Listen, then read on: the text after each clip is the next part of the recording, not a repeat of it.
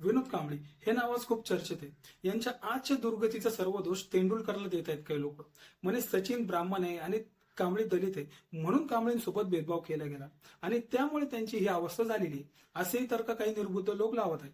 परंतु ही लोक तुम्हाला हे नाही सांगणार की सुरुवातीच्या काळापासूनच कांबळे लाईमलाईट मध्ये होते, पण ते यश कांबळेंना पचवता नाही आलं.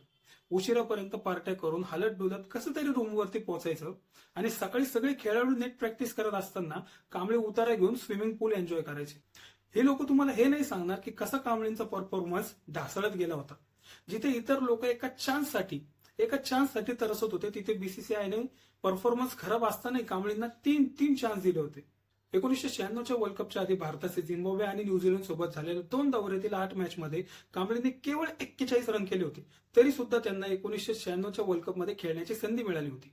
परंतु वर्ल्ड कप मध्ये कांबळेंनी सिलेक्शन टीमला आणि देशाला निराशच केलं. कांबळेंचा फेवर आज ते हिंदू करत आहेत ज्यांना कदाचित माहित नाही की कांबळेंनी हिंदू धर्म केव्हा सोडून ख्रिश्चन धर्म स्वीकारलेला आहे.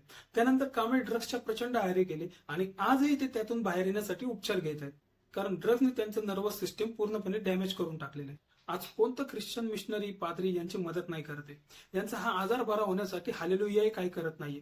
उलट तुमच्या माझ्यासारखा सामान्य हिंदू कांबळेंच्या उत्तम आरोग्याची प्रार्थना आपल्या गणपती बाप्पाकडे करतोय.